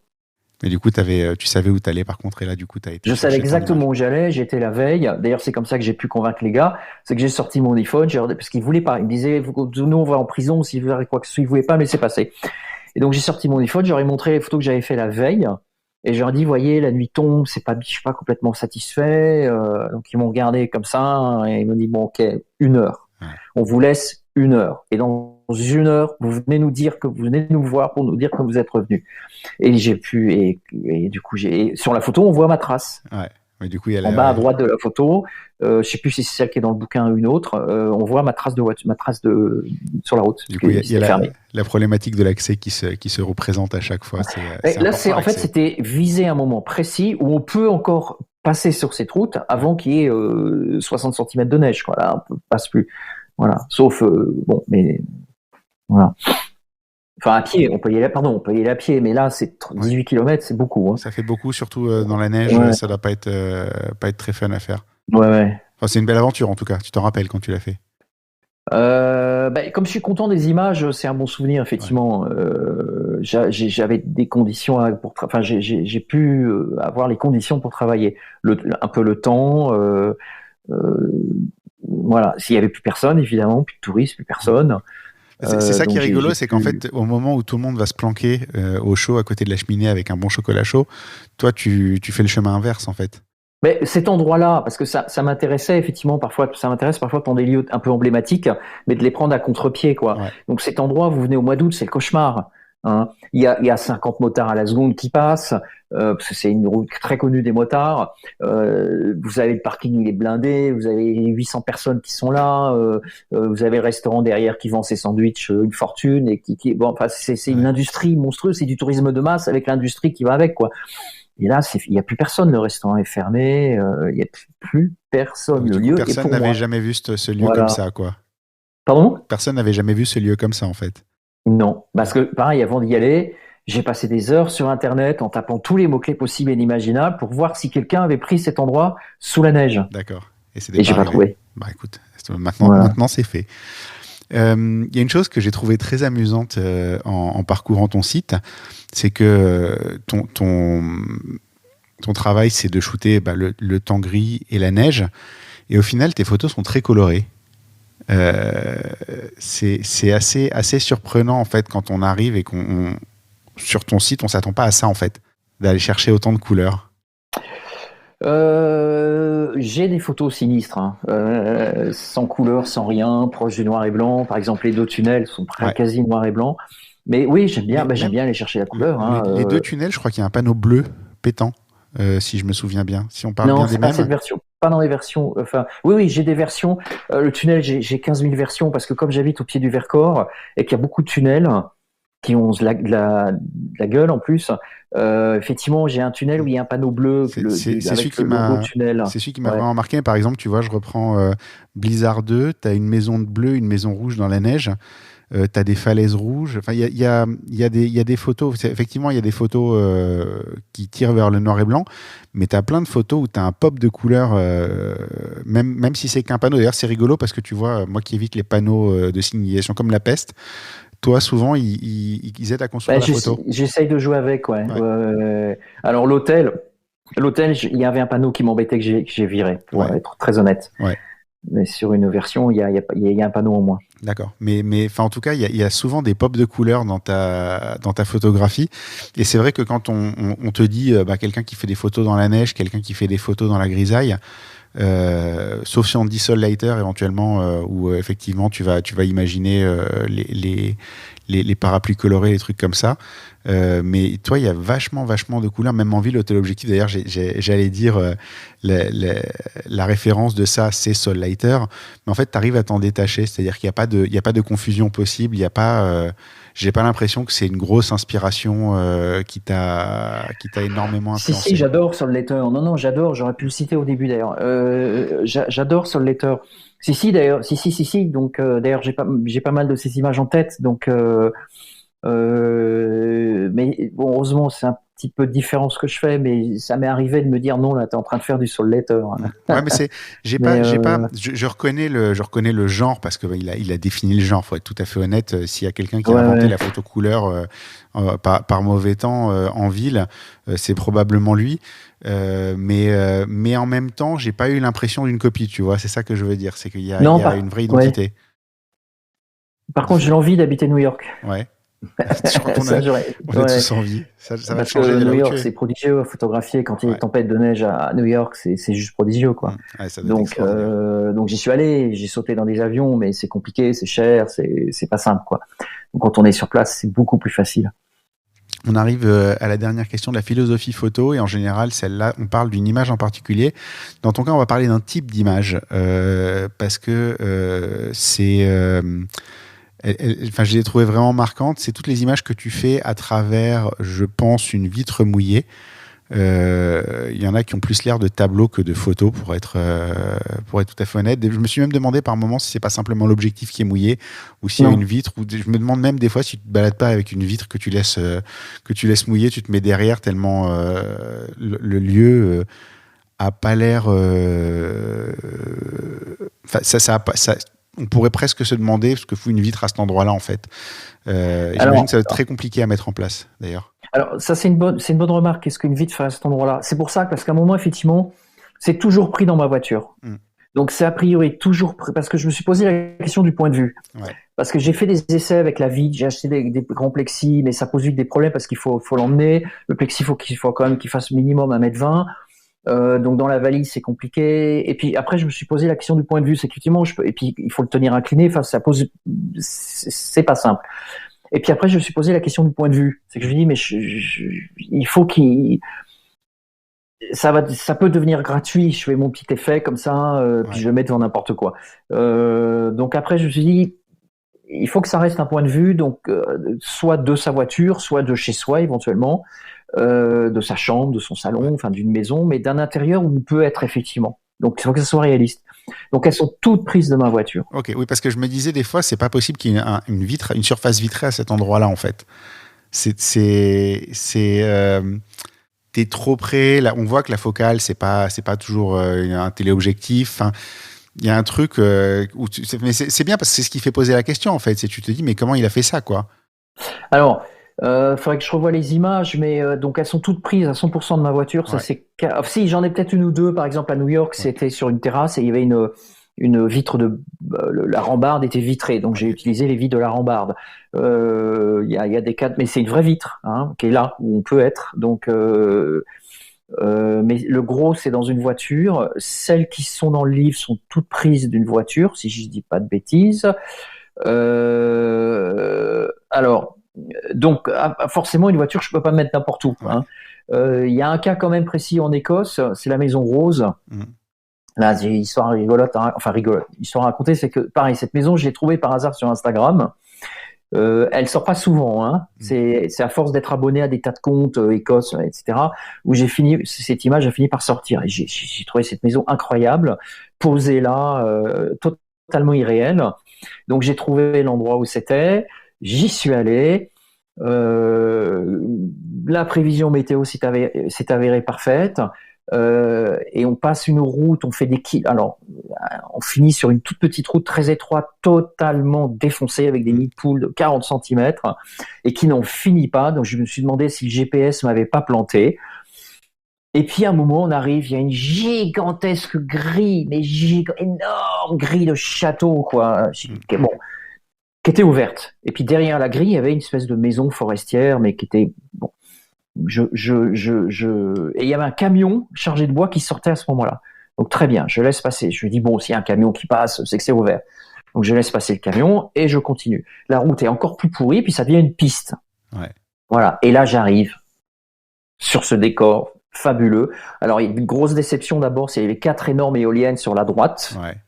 Je dis merde. Bon, voilà, il y en a beaucoup en Écosse, les éoliennes. Et puis, mais voilà, c'est ce loch était là, merveilleux, l'ambiance était là, il commençait à pleuvoir et cette maison posée là. Et donc là, comme j'étais tout seul, je vous raconterai après, mais c'est une espèce de piste et là, je me positionnais avec la voiture, je me tournais, j'ai pas arrêté de faire des manœuvres pour caler mon cadre avec la voiture. Ouais. Voilà, puisque je me mets à travers le pare-brise, sachant qu'après je recoupe énormément parce que j'ai le rétroviseur, j'ai le haut, j'ai le bas, j'ai un bout de tableau suivant les cadres. Voilà. Et donc je reste une demi-heure, 3/4 d'heure. Je prends mon temps, c'était génial parce qu'il y avait personne. Et là-dessus arrivent 2 gros 4x4, un peu voilà, avec le mec qui s'arrête à mon niveau, le mec qui descend sa vitre, il dit qui vous êtes. Je lui dis voilà, je m'appelle Christophe, je suis photographe. Il dit vous savez que c'est une propriété privée ici. Et je dis ah bon. Alors je dis je m'en doutais un peu. Ouais. Parce que là-bas il y a des propriétés privées gigantesques. Je m'en doutais un peu, mais bon. Je dis ah non je savais pas, je suis désolé. Il dit mais comment vous êtes arrivé ici? Je dis avec le GPS. Il se marre. Et donc je raconte ce que je fais, qui suit. Il dit bon ok, allez-y, faites vos photos, puis ils sont partis. Voilà. Ouais. Donc j'ai continué à travailler. Puis ils sont repassés après, et là ils sont passés j'étais au milieu de la piste, je bloquais la piste, et j'étais de travers à faire mes photos, et là ils ont donné un coup de klaxon un peu agressif, et j'ai senti qu'ils avaient envie que je me casse, un peu comme les oiseaux là, et donc du coup là j'ai commencé à stresser, et j'arrivais plus à travailler, mais je suis resté un moment quand même, parce que j'avais du mal à trouver mes cadres, j'avais du mal à trouver les images, et quand je suis reparti, la grille était fermée. Ouais, donc ils ont compris la leçon. Et là j'ai dit oh putain. Mais c'est marrant parce que cette typologie de photo, c'est lentille moi en fait. Moi j'ai viré tous les pare-soleils de tous mes objectifs et je vais aller chercher le flair. Ça m'a évoqué ça vraiment. Ouais. C'est l'extrême inverse de ce que moi je vais faire, où je vais aller chercher du flair dans l'image, et du coup j'aime bien moi ces imperfections qui ajoutent une dimension à l'image justement. C'est pour ça que celles-là elles m'ont parlé très très très fort. Alors le flair, j'ai quelques images avec du flair, mais le flair c'est surtout avec le soleil. Ouais. Oui, non, mais donc comme j'ai jamais de soleil, j'ai pas de flair. Mais c'est rigolo parce que tu vois, moi je vais chercher du flair, et je me suis reconnu en fait dans cette démarche. C'est la démarche totalement opposée d'aller chercher la pluie sur la vitre. Mais je pense que ça m'a parlé beaucoup pour ça aussi, tu vois, ce côté. Il y a 2 choses. Il y a soit j'utilise la vitre, mais j'utilise le mouvement, le mouvement de la pluie qui coule, qui peut être très beau et très intéressant. Et j'essaye de gérer ça avec le décor qui est derrière. Et c'est là où c'est très compliqué pour qu'il y ait une osmose qui fonctionne. Et c'est là où j'ai beaucoup de chutes. Ouais. Et j'ai d'autres cas où effectivement je laisse la pluie arriver sur mon objectif. Donc il y a 1 ou 2 photos comme ça où il y a une espèce de grosses taches noires qui sont les gouttes d'eau sur l'optique. Ça m'est même arrivé de mettre l'appareil délibérément vers le ciel pour que l'optique soit trempée, quoi. Voilà. D'accord. La couverture, c'est quoi? C'est l'optique qui est. Non, la couverture, c'est à travers le pare-brise. C'est à travers le pare-brise, d'accord. Mais c'est de l'eau qui s'est installée. Quand il pleuvait, parce que là encore, il y a plusieurs types d'effets. Quand il pleut très fort, ce qui était le cas, en fait, on n'a plus les dégoulinades, on n'a plus qu'une espèce de, comment dirais-je, on est presque transparent, mais avec une légère déformation. Voilà. Donc de temps en temps, je donnais un coup d'essuie-glace parce qu'il y a ça évolue en fait. Au début, il y a des gouttes, puis ça commence à dégouliner, et le dessin évolue au fur et à mesure. Et quand il pleut très fort, on finit par avoir un espèce de rideau d'eau en fait. Donc avec une transparence quasi parfaite, quoi. Je trouve ça génial en fait que tu aies cette connaissance de ce genre de truc. Enfin, c'est des années de pratique, hein, ça vient de ça, mais je trouve ça absolument extraordinaire d'avoir cette notion de tiens, il pleut comme ça et je vais me mettre comme ça, et du coup l'eau elle va couler comme ça, et si je fais, enfin, je sais pas si c'est clair ce que je dis, mais je trouve ça absolument dingue en fait. Oh, je sais pas si c'est dingue, mais oui, c'est ma petite cuisine que j'ai mise au point, plus ou moins. Mon rêve, en fait, ça serait le problème, c'est que en fait, il me faudrait presque un camion pour avoir une vitre immense devant. Ouais. Et c'est évidemment difficile, quoi. Bah, van life. Il faut acheter un van. Et alors, non, mais alors une fois, j'étais en Écosse, je loue un gros 4x4, ça me coûtait une fortune. Et là, je commence à rouler, et puis j'avais pas fait gaffe. Il y avait dans le pare-brise Un pet.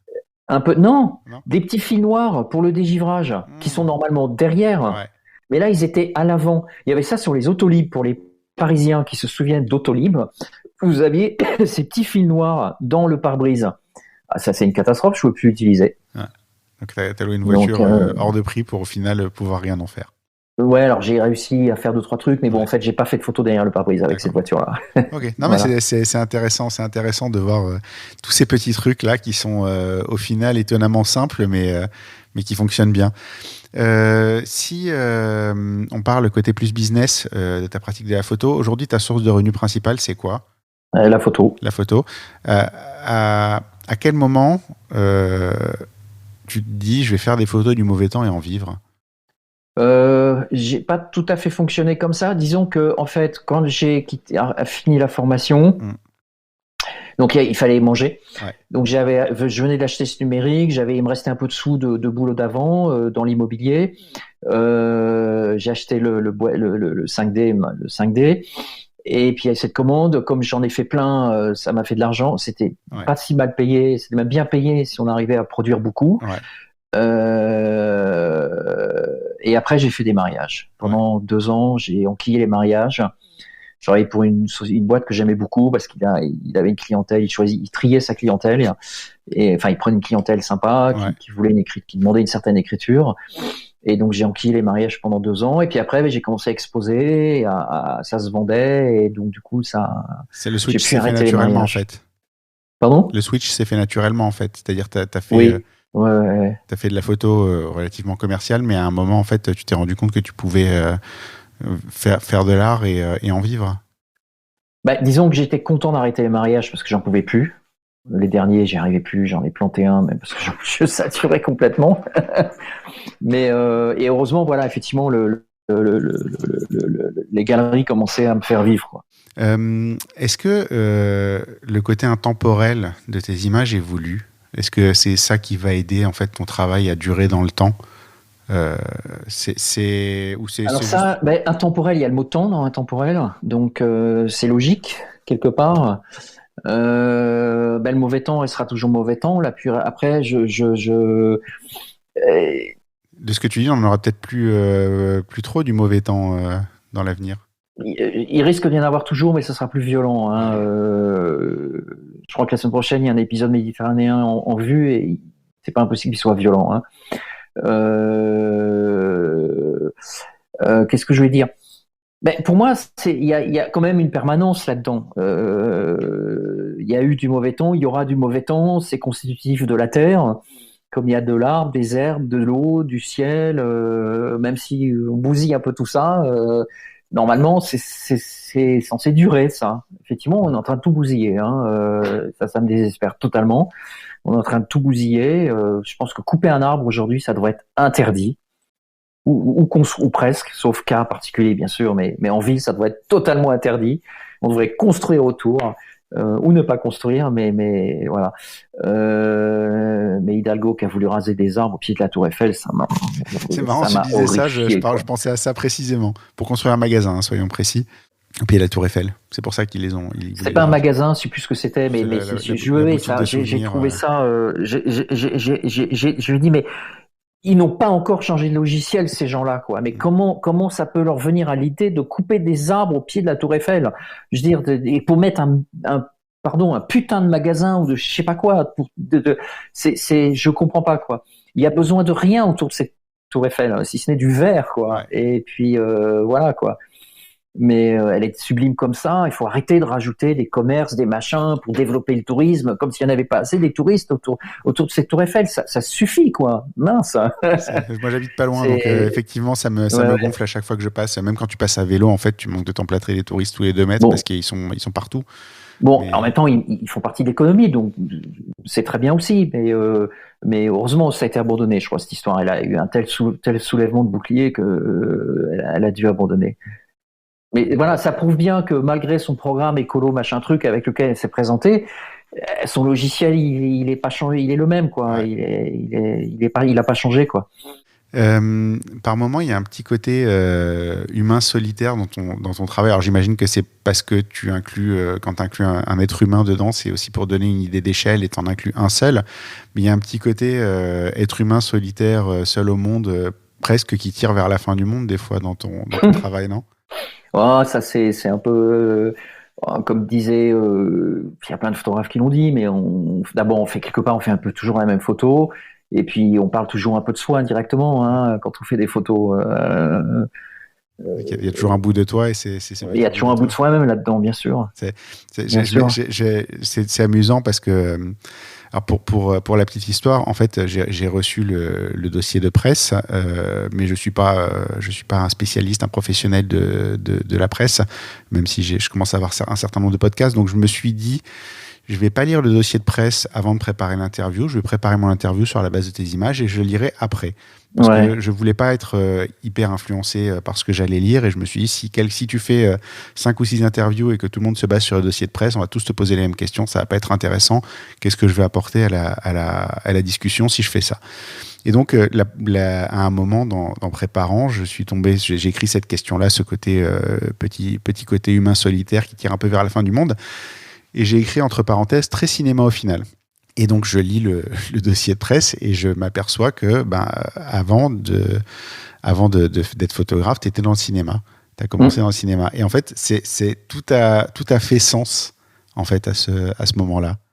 Oui, non, mais c'est pas un hasard que j'aime les images narratives, effectivement, où quand on regarde la photo, j'aime bien qu'on puisse imaginer un avant et un après.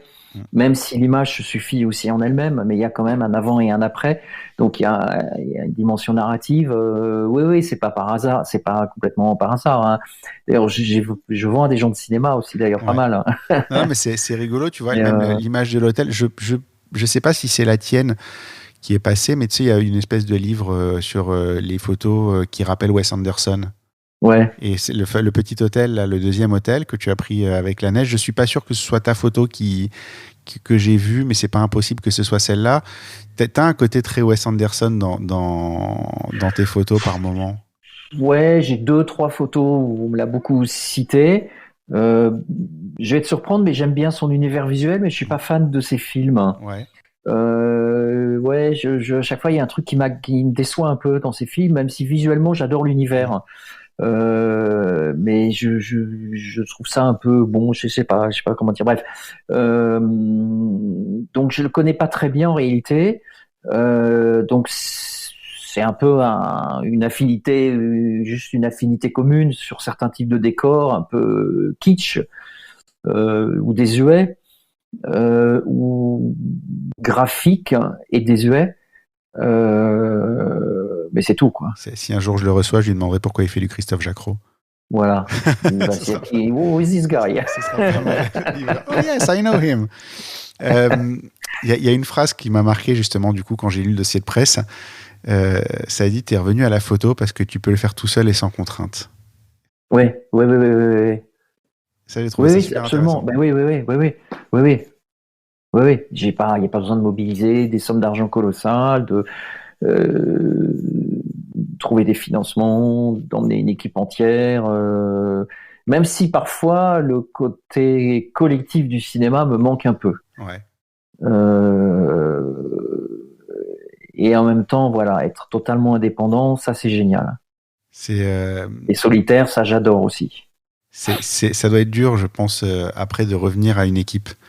Je suis pas revenu à une équipe, donc je sais pas. Si tu devais y revenir, moi j'ai eu un second shooter sur un mariage il y a pas longtemps. Ça m'a vachement perturbé, que j'ai l'habitude d'être toujours tout seul. Et oui, ça m'est arrivé sur des gros mariages d'avoir un caméraman. Ouais. Mais quand tu as l'impression d'avoir quelqu'un qui fait la même chose que toi en parallèle et qui peut te sauver le coup, pour moi, le problème, c'était plutôt qu'on se marche pas, qu'on ne soit pas dans le champ l'un de l'autre. Donc, suivant c'était pas, donc, pour être honnête, il me cassait ses pieds qu'autre chose parce qu'il pouvait être, voilà, mais en fait, ça fonctionnait. On ça fonctionnait bien ensemble, et je trouvais mes angles sans qu'il soit dedans, quoi. Mais, ou à la limite, s'il est dedans, dans sa cas, ça peut même faire partie de l'histoire. Moi, je considère que tous les gens qui sont là sur le mariage font partie de l'histoire et doivent être dans l'album. Tu as répondu à la question suivante en amont tout à l'heure. Je t'ai demandé comment tu organisais tes voyages et tes shootings parce que justement, enfin, pour ceux qui cherchent le beau temps, c'est très facile parce que t'as qu'à farfouiller un peu, mais toi, tu dois être beaucoup plus imaginatif en fait. Tu veux dire? Quand tu cherches des infos sur tes shootings, quand tu cherches comment faire, en fait, tes images, elles n'existent pas. Les gens qui font du soleil, leurs images, elles existent déjà plus ou moins et c'est facile de trouver des informations. Ouais. Toi, oui, je suis un singe, je suis abonné à des tas de comptes qui en soi n'ont pas grand intérêt, mais qui me servent de repérage. Hein. Donc pour l'Écosse, voilà, j'étais abonné à une dizaine de comptes de gens qui étaient des Écossais, voilà. Et donc après, donc je vois leurs images. Et à partir de là, j'essaye d'imaginer, je vois suivant les photos, qu'est-ce qui est possible comme angle possible autour de ce décor. Et voilà, si c'est jouable, si c'est pas jouable, si ça m'intéresse pas déjà. Et après, j'imagine, effectivement, j'essaye d'imaginer. Donc une partie de l'image se fait dans ma tête d'abord. Ouais. Et j'essaye d'imaginer, voilà, je peux me mettre là. Donc si j'ai tel type de temps, j'aurais ça disparaît, j'aurais ça. Voilà, j'essaye d'imaginer ce qui est possible. Au travers d'images de souvenirs à la noix, le mec qui fait poser sa fille devant. Donc t'as un gros effort d'imagination à faire en fait par rapport aux photos que tu peux trouver des gens. De projection. C'est-à-dire ce que j'appelle mes repérages en fait, hein, tout simplement quoi. Voilà. Bon, puis parfois j'arrive sur place, j'ai quand même des surprises, mais là j'ai un projet en Suisse. C'est une petite chapelle qui est dans un endroit hallucinant. Et bon, d'abord, je lui dis, est-ce qu'on peut y aller à pied? Mais elle est au bord d'une falaise. Hein. Et voilà, j'ai essayé de chercher les différents angles. Il semblerait qu'il y ait un téléphérique qui passe à côté. Ouais. Sauf que, et puis j'ai vu sur d'autres images, enfin, il y a un mec qui a fait une vidéo. Donc, j'ai vu qu'il y a des fils qui passent juste au-dessus de l'église, de l'autre ligne. Donc, sauf que ça, les fils, ça se retire facilement. Enfin, ouais. Donc, j'ai commencé puis il n'y a pas beaucoup de postes sur cette petite chapelle. Elle n'est pas très connue. Et donc à travers ces photos, j'ai essayé de voir, de pré-repérer quels sont les angles possibles et si c'est accessible, à quelle altitude c'est, etc., etc. Les ouvertures du téléphérique et tout. Voilà. Ces choses-là, d'accord.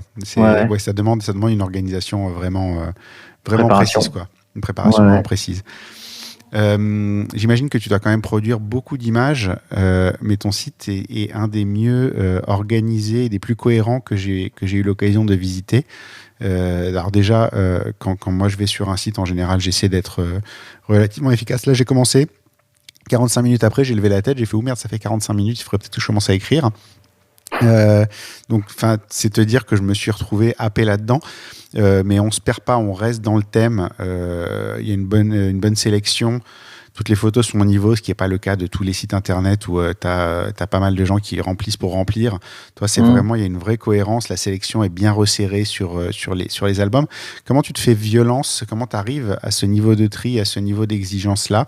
Parce que c'est pas facile d'éliminer ces photos. Je passe mon temps à en rajouter et en retirer, en fait. Il y a toujours une série de photos sur lesquelles j'hésite, j'arrive pas à savoir. Et alors, il y a un noyau dur, évidemment, de photos qui sont là, c'est impératif, ne serait-ce que parce qu'elles sont, outre qu'elles sont fortes, mais en plus, elles se vendent. Donc, faut pas se cacher ça. Mais après, effectivement, il y a tout un tas de photos autour où j'essaye de construire la page, tant bien que mal, que je mets parce que, voilà, pour qu'il y ait quand même une histoire un peu globale. Je passe mon temps à rajouter, à changer, à enlever autour du noyau dur, quoi. Mais le secret, c'est de le reprendre fréquemment pour justement arriver à l'affiner au fur et à mesure. Enfin, là, ça fait un moment que j'y suis plus allé, mais si, il y a 2 jours, j'ai rajouté des images, quoi. Mais parce que j'ai dit merde, elle est quand même pas mal celle-là, je la mets. Voilà, mais le danger c'est de charger, quoi. Ouais.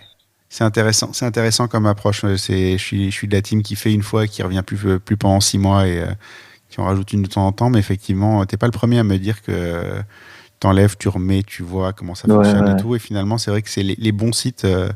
Les bons sites, c'est ceux-là en fait. C'est ceux qui sont affinés avec le temps parce que tu corriges plein de petites choses au fur et à mesure en fait. Oui, voilà, oui, c'est toujours. Mais la base reste la même.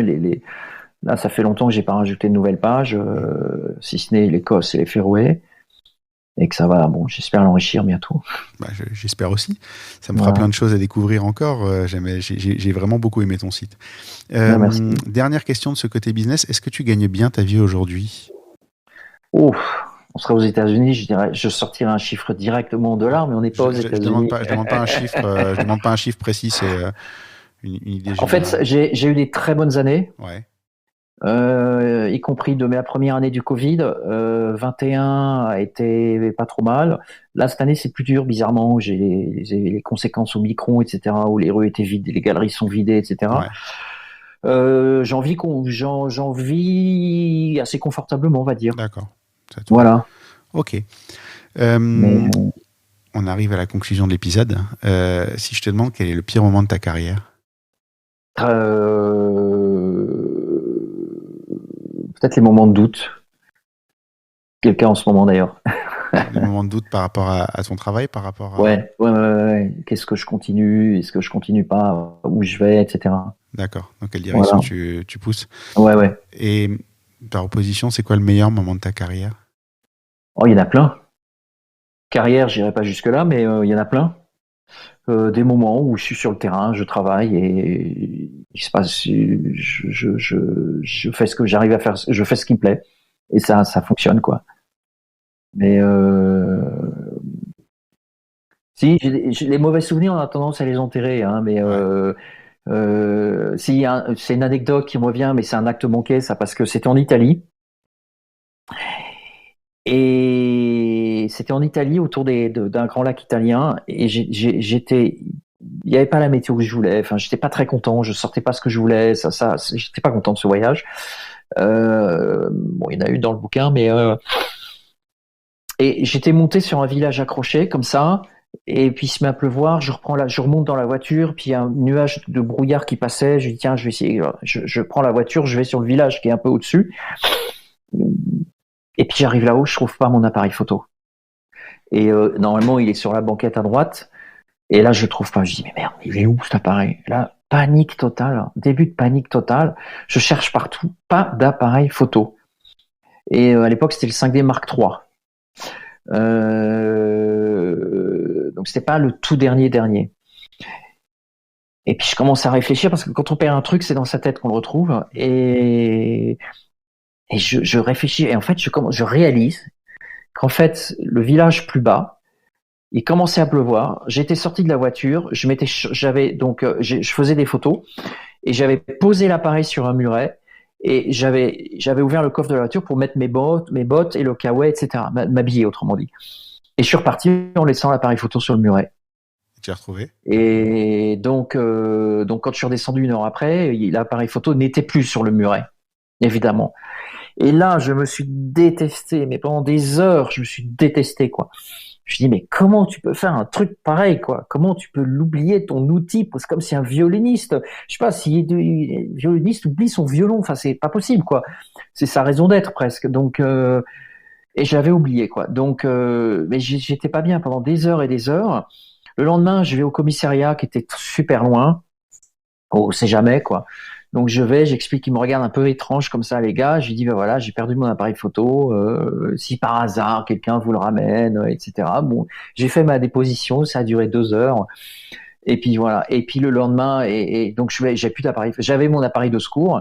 Pardon, non, c'était pas le 5D Mark III, j'ai une bêtise. C'était le nouveau Canon R, qui était un gros ratage d'ailleurs. Hein, mais bon, bref, mais qui était quand même un meilleur capteur.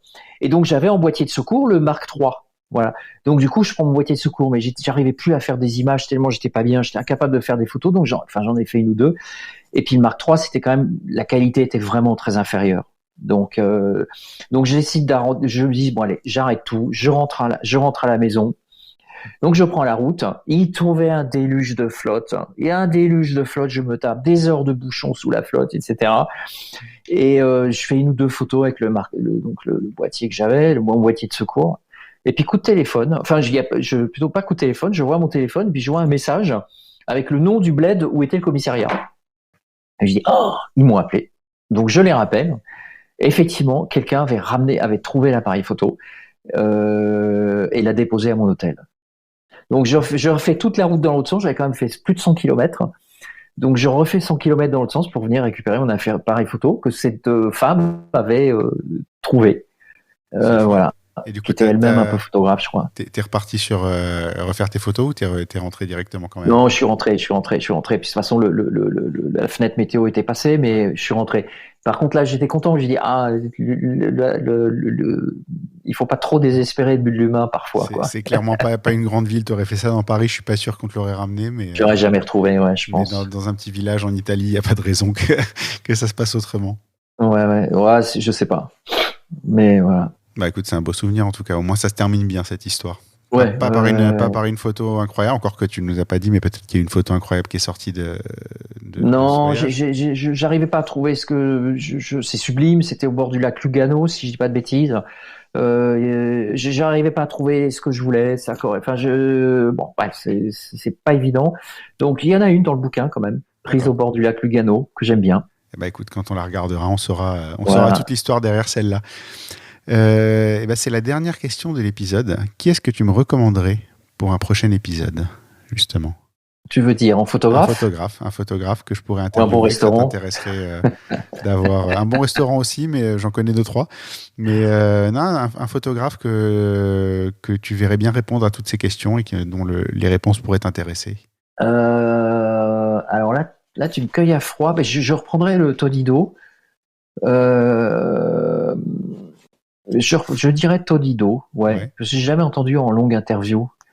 Si tu arrives à la voir, je crois qu'il est très sympa. On va voir, tu le connais personnellement ou Non. Non, non. Je vais essayer. Qu'est-ce qui t'intéresserait? Tu peux nous en dire un petit peu plus sur lui? Alors Todido, en fait, j'ai découvert par hasard il y a pas mal d'années à la librairie de la Une à Saint-Germain-des-Prés, qui n'existe plus aujourd'hui. Il y a une boutique Yves Saint-Laurent à la place.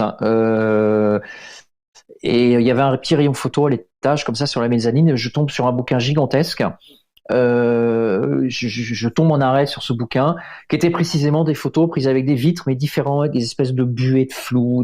Et je craque sur ce livre. Il coûtait 60 €, 70 même, il était hors de prix pour l'époque. Et je l'ai acheté sur le champ, quoi. Voilà. Et comme ça, j'ai découvert Todido. D'accord. Ok. Bah écoute, je vais essayer de le contacter. Todido. Il parle français? Oui. Pardon? Il parle français? Je suis pas sûr. Bon, on va voir. Je vais me renseigner puis je verrai ce qui est faisable. Je suis pas sûr. Où est-ce qu'on peut te retrouver pour les gens qui ont écouté l'épisode et qui n'ont pas voir les notes d'épisode dans lesquelles je mettrai tous les liens, mais où est-ce qu'on peut retrouver ton travail? Déjà sur mon site, christophejacro.com.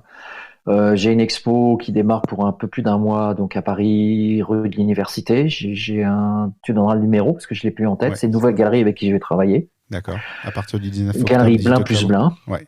À partir du 18. Ok. 18 octobre 19, je sais 2022. Plus, voilà. Rue de l'Université, dans le 7e arrondissement. Donc là, il y aura une quinzaine de tirages. Il y aura le bouquin. Il y aura mes précédents aussi qui seront disponibles au feuilletage parce qu'il y en a plus. S'il y en a un qui reste en vente, c'est Neige. Il y en a quelques-uns d'occasion sur Amazon, j'ai regardé déjà. C'est possible, ouais. Ça peut encore se il n'est trouver. pas évident, je crois, à trouver. Mais, ouais. Il y en avait, je ne sais plus lequel c'était, mais il y en avait un qui était totalement épuisé. Mais tous les autres, j'ai trouvé au moins des occasions sur Amazon.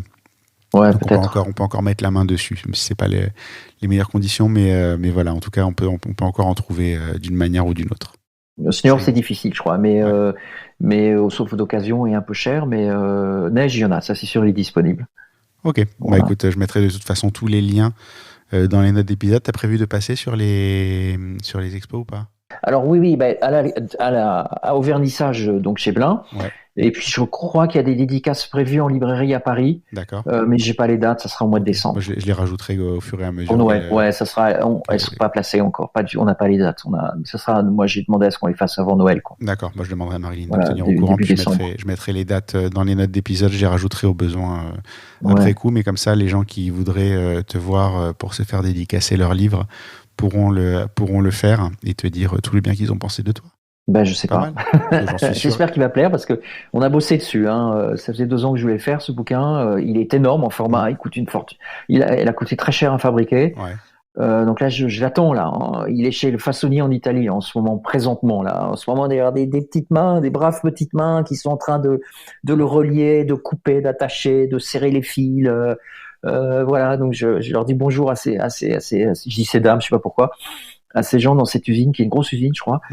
Je suis impatient de voir l'objet, voir s'il est à la hauteur des espérances ou pas, quoi. Ouais, écoute, moi aussi, je suis impatient de l'avoir dans les mains, puisque je l'aurai dans les mains. J'irai certainement dans ma librairie préférée l'acheter. Mais j'ai la librairie La Comète à côté de la gare de l'Est. J'irai certainement chez eux l'acheter et je me ferai une joie de publier une petite photo le jour où je l'aurai sur mon Instagram. Éventuellement même une petite... Il y aura une signature de prévue à La Comète, je pense. D'accord. Ouais. Bah écoute, j'essaierai de faire en sorte de passer à ce moment-là. Alors, on va s'arranger comme ça. Voilà, donc cool. J'espère, voilà. Génial. Bah écoute, il me reste à te remercier d'avoir participé à cet épisode. Bah c'est moi. Et puis j'espère qu'on se voit très bientôt, donc du coup fin novembre, début décembre, pour une petite dédicace sur mon exemplaire du livre. Ça marche, merci. Sans problème. À très bientôt. C'est moi. Merci.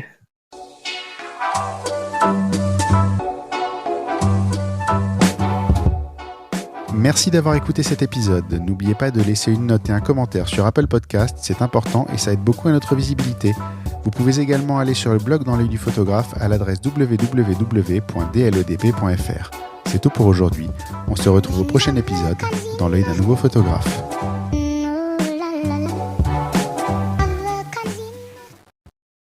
Dans l'œil du photographe, merci, c'est fini.